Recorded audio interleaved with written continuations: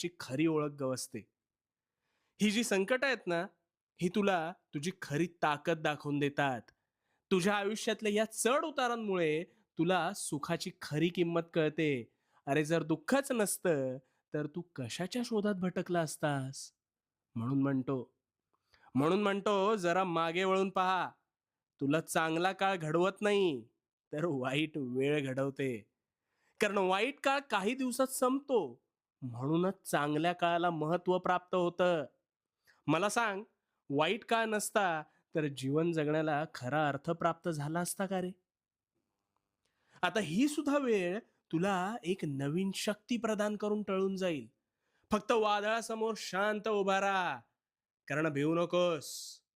भिवू नकोस, मी तुझ्या पाठीशी आहे. भिवू नकोस, मी तुझ्या पाठीशी आहे.